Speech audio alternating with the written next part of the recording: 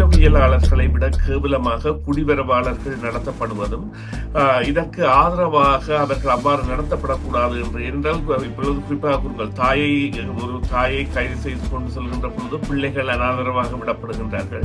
அவர்கள் அதையெல்லாம் கருத்தில் எடுக்கவில்லை. இப்பொழுது ஒரு குடும்பத்தில் ஒரு தாய் பத்திரமற்றவராக இருந்து அவருக்கு 5 பிள்ளைகள் இருக்கின்றன என்றால் அந்த 5 பிள்ளைகளையும் அவர்கள் பராமரிப்பு நிலையத்திற்கு அனுப்பி அதன் பிறகு அந்த தாயை கைது செய்வது போன்ற நடவடிக்கைகளை எடுத்தால் கூட அதை ஒரு அளவு ஆதரிக்கக்கூடிய நிலையில் மக்கள் இருப்பார்கள். அவ்வாறு இல்லாமல் மிகவும் காட்டு மிராண்டித்தனமான முறையில் அந்த குடும்பங்கள் எவ்வாறு வீதிக்கு வருகின்றன என்பதை பற்றிய கவலைகள் எல்லாம் இல்லாமல் தாங்கள் கொண்ட கொள்கையின் மீது இவ்வாறு நடப்பதற்கான நடவடிக்கைகளை இவர்கள் மேற்கொண்டு வருகின்றனர். அது ஜனாதிபதியின் ஒரு திட்டமான அந்த குடிவரவாளர்களுக்கு எதிரான திட்டமாக இது மக்களின் போராட்டமாக வெடித்துள்ளது என்பது பட்டவர்த்தனமாக உண்மையாக வெளிவந்துள்ளது. இதற்கு காரணம் இப்பொழுது கலிபோர்னியாவில் இந்த லாஸ் ஏஞ்சல்ஸில் நடைபெறுகின்ற இந்த போராட்டங்களின் பொழுது அங்கே இஸ்பானியர்கள் பெரிதாக இருக்கின்ற இடங்களில் இந்த போராட்டம் இடம்பெற்றாலும் அதில் பல இனத்தவர்களும் கலந்து கொள்ளும்பதை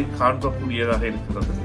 மாநிலத்தினுடைய படைகளை இவ்வாறு அழைப்பது என்பது சட்டத்திற்கு முரணானது என்ற ஒரு விடயத்தை குறிப்பிட்டிருக்கிறார். காரணம் என்னவென்றால் இவ்வாறான தேசிய பாதுகாப்புக்கான ஒரு தேவை என்பது தற்போதைய சூழலில் இல்லாத பொழுது இதனை அவர்கள் முறைகேடாக பயன்படுத்தி இருக்கிறார் என்ற ஒரு விடயத்தை அவர் முன்னிறுத்தி இருக்கிறார். இலன் மஸ்க் மற்றும் டொனால்ட் ட்ரம்பினுடைய உறவு விவாகரத்து அளவுக்கு சென்றிருக்கின்றது என்று வர்ணிக்கின்றனர். உலகின் முதலாவது பணக்காரராக இருக்கிற பலவீனம் என்னவென்றால் அவர் அமெரிக்க பிரஜை அல்ல. அவர் இரட்டை பிரஜா உரிமை கொண்டவர். கனேடிய பிரஜா உரிமையும் தென்னாப்பிரிக்க பிரஜா உரிமையும் கொண்ட ஒரு நபராகத்தான் இலன் மாஸ்க் இருக்கிறார். இவருக்கு கொடுத்த கொந்தாரத்துக்கள் அரச கொந்தாரத்துக்கள் எல்லாத்தையும் இவர்கள் தாங்கள் நிறுத்தப் போவதாக சொல்லி இருக்கின்றார்கள். அதே போன்று அவர் கூட நம்பிக்கையில்லா தீர்மானத்தை கொண்டு வர வேண்டும், அவர்களை வெளியேற்ற வேண்டும் போன்ற செயற்பாடுகள் எல்லாம் மேற்கொள்கின்றார். இவ்வாறான செயற்பாடுகள் எல்லாம் அவர்களிடையே பலத்த ஒரு பிரிவு வந்துவிட்டதையும் அதேவேளை தூதுவரை சந்தித்த பொழுது ஜெர்மன் சான்சலருடன் அவருடைய பேரனுடைய பிறப்பு சாட்சி பத்திரத்தை அவருக்கு கையெழுத்திருந்தார். 1860ஆம் ஆண்டு அவருடைய பேரன் ஜெர்மனியில் பிறந்ததற்கான பிறப்பு சாட்சி பத்திரத்தை இது அவருக்கு குறிப்பிடுகின்ற செய்தி என்னென்றால் அவர் கூட ஒரு குடிவரவாளர்.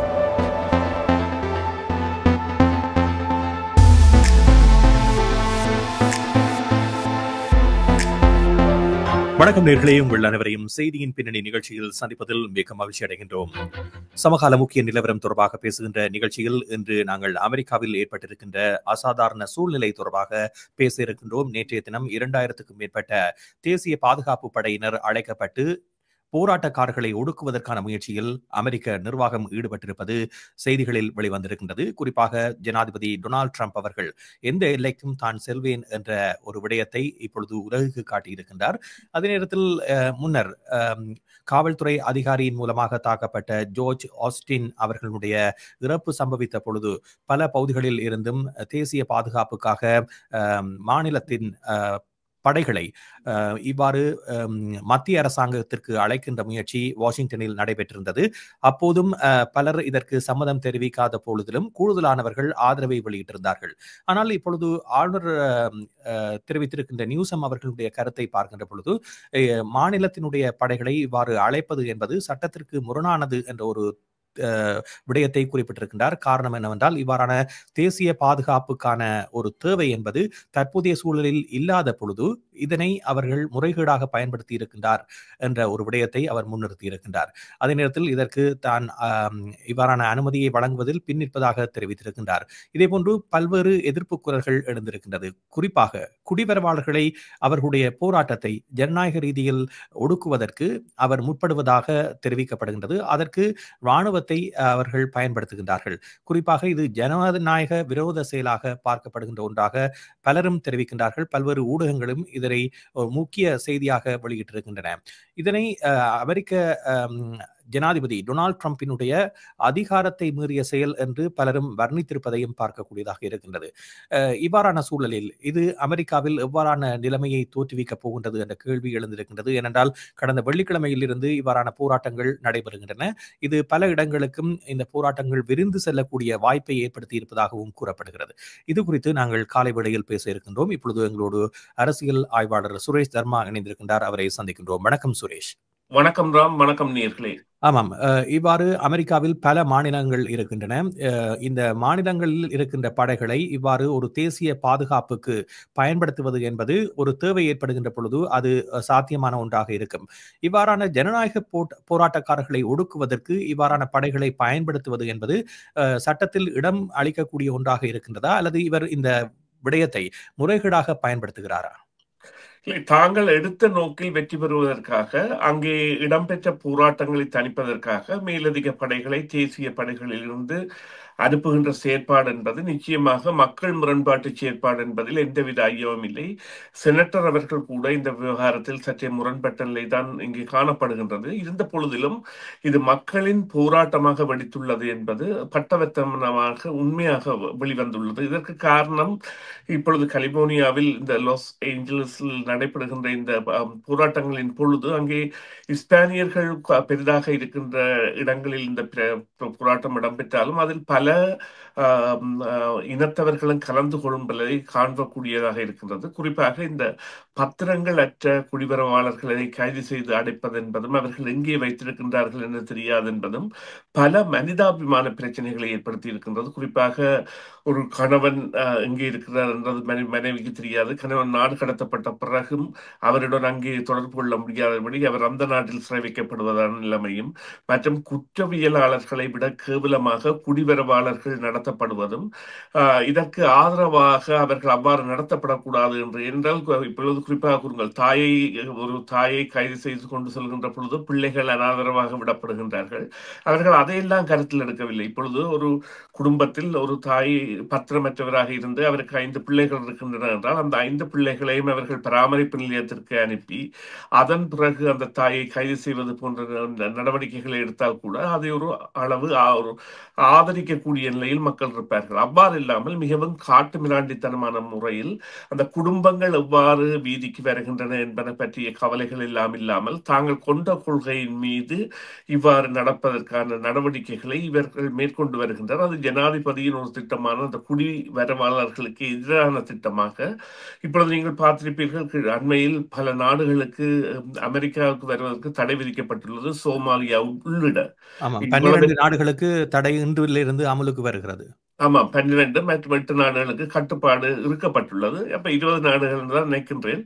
அதிலும் சோமாலியாவில் சோமாலிய ஒரு குடிமகனே, அதாவது வந்து இங்கே செனட்டராக இருக்கின்ற அளவில் இருக்கின்ற பொழுதும் அந்த நாடுகள் குறிவைக்கப்படுகின்ற நிலைமையெல்லாம் எவ்வாறு இந்த அரசு செல்ல போகின்றது என்பதை காட்டினாலும் இப்பொழுது உள்ளக பிரச்சனை என்பது அவர்களுக்கு ஒரு சடுதியான ஒரு மாற்றத்தை ஏற்படுத்தக்கூடியதாக, அதாவது ஐஸ் எனப்படுகின்ற இந்த குடிவரவாளர்களை கைது செய்ய செல்கின்ற இந்த குடிவரவு பணிகளுக்கான குழுக்களுக்கான எதிர்ப்பு என்பது பரந்த அளவில் வெளிப்பட்டிருக்கின்றது. இதற்கு காரணம், அங்கே உள்ள ஒரு ஹோம் டிப்போ நிறுவனத்திற்கு இவர்கள் அங்கே பணியாளர்களை கைது செய்ய சென்ற பொழுது அங்கே திரண்ட மக்கள் அதற்கான முயற்சியை தடுப்பதற்கான முனைவுகளில் ஏற்பட்டுத்தான் இந்த போராட்டம் என்பது இவ்வளவு வலுப்பெற்றிருக்கின்றது. இது உண்மையிலேயே டொனால்ட் ட்ரம்ப் அவர்களுக்கு அடுத்த ஆண்டு நடைபெறப் போகின்ற தேர்தல், காங்கிரஸ், செனட் போன்றவற்றுக்கு நடைபெறப் போகின்ற தேர்தலில் ஒரு பலத்த சரிவை ஏற்படுத்தக்கூடியதாகவும், அதே நேரம் அங்கே ஒரு போராட்ட களம் திறக்கப்படுவதற்கான சாத்தியக்கூறு, அதாவது வந்து குடிவரவாளர்கள் அதாவது இன்று வரை எவ்வாறு நிலைமை என்றால் மிகவும் முராண்டித்தனமாக, அதாவது வந்து அவர்கள் கைது செய்யப்படுவது வந்து ஒரு போதைப் பொருள் குற்றவாளியோ அல்லது ஒரு பெரிய பயங்கரவாதத்தில் ஈடுபட்டவரையோ விட கேவலமான அளவிற்கு அழுத்தங்கள் அவர்கள் மீது பிரயோகிக்கப்படுகின்றன. அல்லது அவர்கள் தொடர்பாளர்கள், இப்பொழுது ஒரு சட்டத்தரணி தொடர்பு கொள்வதற்கு கூட அதற்குள் ஒரு பத்திரத்தை நிரப்புவதற்கு அவர் எங்கே இருக்கின்றார் என்று தெரியாத அளவுக்கான நிலைமைகள் இருக்கின்றன.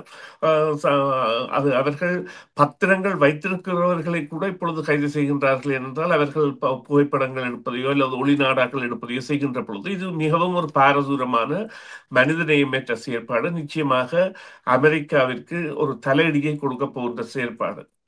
ஆமாம். அதே நேரத்தில் இதற்கு முன்னர் நடைபெற்ற போராட்டங்கள் என்று பார்க்கின்ற பொழுது, டொனால்ட் ட்ரம்ப் எடுக்கக்கூடிய நடவடிக்கைகளுக்கான எதிர்ப்பாக இருந்தது. அது தொடர்ந்து வருகின்ற நாட்களிலும் நடைபெறும் என்று எதிர்பார்த்த நிலையில், இப்பொழுது குடிவரவாளர்கள் அல்லது ஏற்கனவே சட்டவிரோதமான முறையில் தங்கியிருப்பவர்கள் ஒன்றிணைந்து நடத்துகின்ற போராட்டமாக இது இருக்கிறது. மறுபுறத்தில் இலன் மஸ்குக்கு எதிரான போராட்டங்களும் நடைபெற்றிருந்தன. இப்பொழுது பல ஊடகங்களும் வர்ணிப்பது போன்று இலன் மஸ்க் மற்றும் டொனால்ட் ட்ரம்பினுடைய உறவு விவாகரத்து அளவுக்கு சென்றிருக்கின்றது என்று வர்ணிக்கின்றன. இந்த நிலையில் இலன் மஸ்க் அவர்கள் நேற்றைய தினம் தன்னுடைய புதிய கட்சியினுடைய பேரை அறிவித்திருக்கின்றார். இது அமெரிக்க அரசியலில் ஒரு பெரும் தாக்கத்தை ஏற்படுத்தும் என்றும் கருதப்படுகின்றது. காரணம், அவர் ஒரு செல்வந்தர் என்ற ரீதியில் பல கட்சிகளிடம் இருந்தும் ஆதரவாளர்களை திரட்டி அவர் தனக்கு நாடாளுமன்ற சட்டமன்ற உறுப்பினர்களை உள்வாங்கக்கூடிய வழிவகைகளை செய்வார். இதன் மூலமாக தற்போது டொனால்ட் ட்ரம்பினுடைய பலத்தை குறைக்க முற்படுவார் என்ற கருத்துக்களும் முன்வைக்கப்படுகின்றன. இதை பற்றி உங்களுடைய கருத்து என்ன? அமெரிக்க அரசியலில் டொனால்ட் ட்ரம்பினுடைய இந்த மக்கள் ஆதரவு பலம் என்ற ஒரு மாயை தற்பொழுது கொஞ்சம் கொஞ்சமாக குலைந்து வருவதை பார்க்கின்றோம். அவருடைய ஆதரவாளர்களே அவருக்கு எதிராக மாறுகின்ற நிலை காணப்படுகின்றது. அதற்கு ஒரு முன்னுதாரணமாக இருப்பவர் இலன் மஸ்க். இப்பொழுது அவர் பின்னே தொடரக்கூடிய மக்களுடைய எண்ணிக்கை டொனால்ட் ட்ரம்பை ஆட்டம் காண செய்யுமா? நிச்சயமாக ராம், அரசியலில் பணம் தான் சகலதையும் செய்கின்றது என்கின்ற வகைக்கு ஒரு முன்னுதாரணமாக அல்லது இப்போதைய உதாரணமாக இருப்பவர் எலன் மாஸ்க். இலன் மாஸ்க் அவர்களின் பணப்பட்டுவாடா இல்லாவிட்டால் டொனால்ட் ட்ரம்ப் வென்றிருக்க முடியுமா என்றால் நிச்சயமாக இல்லை. இன்று வரையான உலக வரலாற்றில் அதிகமாக ஒரு கட்சிக்கு நிதி அளித்தவர் என்கின்ற பெயரை கூட இலன் மாஸ்க் தான் பெற்றிருக்கின்றார். இந்த முறைய தேர்தலின் பொழுது அவரது பங்கு அவ்வாறு இருந்தது. எனவே டொனால்ட் ட்ரம்ப் அவர்களை தெரிவு செய்வதற்கு ஒரு கோடீஸ்வரர் உதவி இருக்கின்றார் என்கின்ற நிலைப்பாட்டை விட அவர்களிடையே இருந்த உறவாடல் என்பது யாருமே எதிர்பார்க்காத ஒரு இறுக்க பிணைப்பில் இருந்தது. ஈலன் மாஸ்க் அவர்களின் மகனை கூட ட்ரம்ப் தனது ஏர்ஃபோர்ஸ் ஒன் பயணங்களின் பொழுது கொண்டு செல்வதும் அல்லது ஓவல் ஆபீஸில் நடைபெறுகின்ற கூட்டங்களின் பொழுது வைத்திருப்பதும் போன்ற செயற்பாடுகள் எல்லாம் மிகவும் கீழ்த்தரமாக பார்க்கப்பட்ட ஒரு தனிப்பட்ட உறவுகளாக இருந்தன. இங்கே இப்பொழுது 2 கோடீஸ்வரர்கள் பொருந்துகின்றார்கள். அதில் ஒருவர் ஜனாதிபதியாக இருக்கின்றார், மற்றவர் உலகின் முதலாவது பணக்காரராக இருக்கின்றார். உலகின் முதலாவது பணக்காரராக இருக்கிற பலவீனம் என்னவென்றால் அவர் அமெரிக்க பிரஜை அல்ல. அவர் இரட்டை பிரஜா உரிமை கொண்டவர். கனேடிய பிரஜா உரிமையும் தென்னாப்பிரிக்க பிரஜா உரிமையும் கொண்ட ஒரு நபராகத்தான் இலன் மாஸ்க் இருக்கின்றார். எனவே அவரால் இவ்வாறான ஒரு கட்சியை தொடங்குகின்ற பொழுது அந்த கட்சிக்கான முழு செயற்பாடுகளும் அமெரிக்கர்கள் சார்ந்ததாக இருக்கின்ற பொழுதும், ஆனால் அவர்களால் நிச்சயமாக வாக்கு பிரிவை ஏற்படுத்த முடியும். குறிப்பாக இவ்வாறு கன்சர்வேட்டிவ் கட்சியிலிருந்து பேர்னியர் பிரிந்து பீப்புள்ஸ் பார்ட்டி என்ற ஒரு பார்ட்டியை உருவாக்கி கன்சர்வேட்டிவ் கட்சிக்கு மேக்சிம் பெர்னியர் பிரிந்து எவ்வாறு உருவாக்கினாரோ அது போன்ற விழுக்காட்டை ஏற்படுத்த முடியும். ஒரு 5 வீதத்திலிருந்து 7 வீதம் கூட வாக்குகள் பிரிக்கப்பட்டால் மத்திய கட்சிகளுக்கான ஆதரவு அல்லது வெற்றி நிலை என்பது மாறுபடும். அவ்வாறான நிலைப்பாட்டில் இலன் மாஸ்க் நிச்சயமாக வெற்றி பெறலாம். இங்கே குறிப்பிடப்பட வேண்டிய சில விடயங்கள் இருக்கின்றன. இப்பொழுது அவர்களுடைய பிரச்சனை என்பது நீங்கள் அந்த மன முறிவுக்கு மேலாக இது ஒரு தவிர்க்கப்பட முடியாத பிரச்சனையாக வந்துவிட்டது. என்றால் இவருக்கு கொடுத்த கொந்தாரத்துக்கள், அரச கொந்தாரத்துக்கள் எல்லாத்தையும் இவர்கள் தாங்கள் நிறுத்தப் போவதாக சொல்லி இருக்கின்றார்கள். அதே போன்று அவர் கூட நம்பிக்கையில்லா தீர்மானத்தை கொண்டு வர வேண்டும், அதன் மூலம் இலன் மாஸ்க் அவர்களை வெளியேற்ற வேண்டும் போன்ற செயற்பாடுகள் எல்லாம் மேற்கொள்கின்றார். இவ்வாறான செயற்பாடுகள் எல்லாம் அவர்களிடையே பலத்த ஒரு பிரிவு வந்துவிட்டதையும், அதேவேளை அவர் டொனால்ட் ட்ரம்ப் அவர்கள் ஒரு 15 வயது குறைந்த பெண்ணுடன் தொடர்பை கொண்டிருந்தார் போன்ற தகவல்கள் எல்லாம் வெளியிடுகின்ற அளவிற்கு இலன் மாஸ்க் சென்றிருப்பதும், இலோன் மாஸ்கை தான் நிற்பாட்டினேன் என்கின்ற அளவிற்கு இவர் சென்றிருப்பதும், டொனால்ட் ட்ரம்ப் அவர்கள் சென்றிருப்பதும், அதே போன்று மேலதிகமாக இன்னும் ஒரு விடயமும் இருக்கின்றது. இவர்கள் இருவரிடையான பிரச்சனை என்பது மற்றவர்களால் தற்பொழுது பெரிதுபடுத்தப்படுகின்றது. டொனால்ட் ட்ரம்ப் அவர்கள் ஈலோன் மாஸ்க் நிச்சயமாக நாடு கடத்தப்பட வேண்டியவர், அவருடைய குடியுரிமை என்பது பரிசீலிக்கப்பட வேண்டும், அவருக்கும் சீனாவுக்கும் இடையிலான உறவு எவ்வாறு இருக்கின்றது என்பதெல்லாம் ஆராயப்பட வேண்டும் போன்ற விடயங்களை கூறுகின்றார். இங்கே டொனால்ட் ட்ரம்ப் மறந்துவிட்ட விடயம் ஒன்று இருக்கின்றது என்னவென்றால் அவரும் ஒரு குடிவரவாளர்.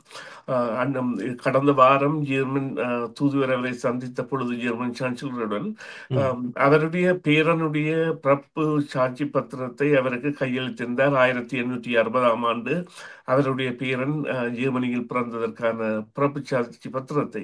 இது அவருக்கு குறிப்பிடுகின்ற செய்தி என்னென்றால், அவர் கூட ஒரு குடிவரவாளர்.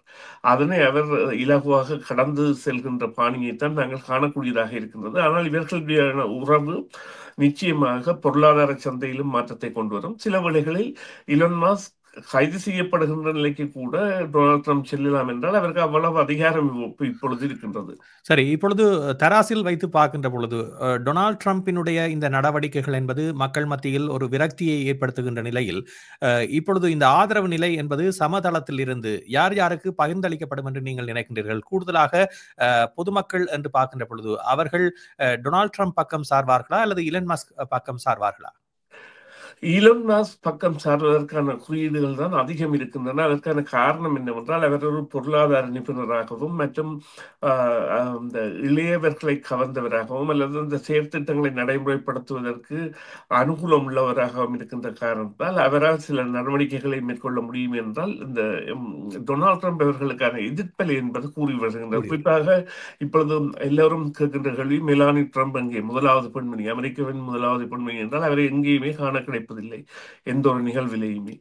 அவ்வாறான பல இத்தியாதிகள் அவரை சூழ்ந்து வருகின்றன. அத்துடன் உள்ளக பிரச்சனைகள் மற்றும் பொருளாதார பிரச்சனைகள் மற்றும் சர்வதேச ரீதியில் வரி ரீதியாக அவர் சந்திக்கின்ற பிரச்சனைகள் போன்றனவெல்லாம் அவரை இவ்வாறான நிலைக்கு இட்டுச் செல்கின்றது என்பதில் எந்தவித ஐயமும் இல்லை.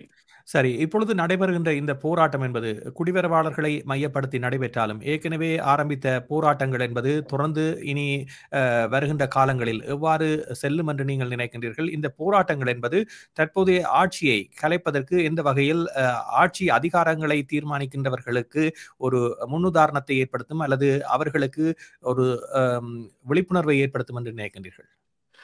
இந்த போராட்டங்களின் எழுச்சி என்பது மக்களின் பார்வை ஒரு போராட்டத்தின் மீது எவ்வாறு இருக்கின்றது என்பது போன்ற விடயங்களில் தங்கி இருக்கின்றது. குறிப்பாக ஒருவருக்கு தொடங்குகின்ற இவ்வாறான போராட்டம் சில வேளைகளில் பேரெழுச்சி கொண்டு பெரும் போராட்டமாக கூட மாறக்கூடிய சாத்தியக்கூறுகளை கடந்த காலம் எங்களுக்கு கற்பிதம் செய்து நிற்கின்றது.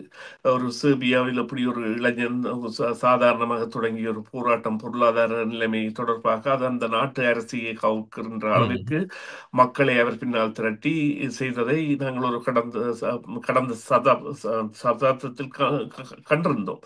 அதே போன்று இன்றைய நிலையில் இந்த போராட்டம் என்பது சில வேளைகளில் எவ்வாறு மாறும் என்பதை காலம்தான் தீர்மானிக்கும். காலம் தீர்மானிக்கின்றது என்பதை நாங்கள் எவ்வாறு கூறலாம் என்றால், மக்கள் பொதுநிலையில் இருக்கின்ற பொழுது அவர்கள் எவ்வாறு இதனை செய்வார்கள் என்கின்ற நிலைப்பாட்டை யாருமே தீர்மானிக்க முடியாது. குறிப்பாக இவ்வாறு கூறுங்கள், ரப்பர் குண்டுகள் மற்றும் பெப்பர் குண்டுகள் மற்றும் கண்ணீர் புகை குண்டுகள் போன்றவையெல்லாம் பலமாக மக்கள் மீது பாதிக்கப்பட்டிருக்கின்றன. அதே நேரம் மக்கள் கூட வாகனங்களை தாக்குதல், கல்லறிதல் போன்ற செயற்பாடுகளில் ஈடுபட்டிருக்கின்றார்கள். எனவே இந்த வன்முறை என்கின்ற தோற்றத்தை பெறுகின்ற பொழுது அது நிச்சயமாக அடக்கப்பட வேண்டிய கட்டத்தை அடையும் என்பதில் எந்தவித சந்தேகம் இல்லை.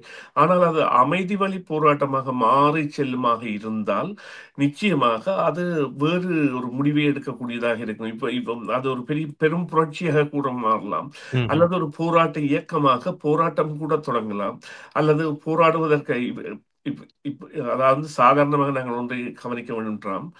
அமெரிக்க மக்களில் பெரும்பாலானவர்கள் படைகளில் பணியாற்றியவர்கள். அவர்கள் தற்பொழுது படைகளில் இருந்து விடுபட்டு சாதாரணமாக இருப்பவர்கள். அவர்களுக்கு இருக்கின்ற அழுத்தங்களை, இந்த ஆயுதங்களை பாவித்து அவர்களுக்கு இருக்கின்ற மனோநிலை என்பதெல்லாம் அவர்களை கூட இந்த போராட்டக்காரர்களுடன் இணைய வைத்து போராடக்கூடிய சந்தர்ப்பங்களை ஏற்படுத்தக்கூடிய நிலையை இந்த அரசு எவ்வாறு கொண்டு செல்ல போகின்றது என்பதைத்தான் காட்டி நிற்கிறது. அதாவது இப்பொழுது ஒரு இரும்பு திரை போடப்பட்டிருக்கின்றது நடவடிக்கைகளுக்கு பின்னால். அதனை தளர்த்தினார்கள் என்றால் நிச்சயமாக மக்களிடையான அந்த போராட்ட தன்மை என்பது குறையும்.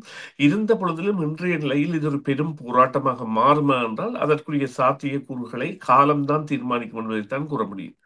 நன்றி சுரேஷ். நிகழ்ச்சியில் கலந்து கொண்டமைக்கு நாங்கள் மீண்டும் விரிவாக மற்றும் ஒரு பொழுதிலே பேசுவோம். நிகழ்ச்சியில் கலந்து கொண்டமைக்கு மீண்டும் நன்றி தெரிவித்துக் கொண்டு விடைபெறுகின்றோம். சந்திப்போம். நன்றி ராம். நன்றி நேர்களே. மீண்டும் ஒரு பொழுதில் சந்திப்போம். சிஎம்ஆர் யூடியூப் சேனலில் இணைந்திருக்கும் நேர்கள் அனைவருக்கும் எமது நன்றி. காமெண்ட்ஸ் பகுதியில் உங்கள் கருத்துக்களை தெரிவிக்க தவறாதீர்கள்.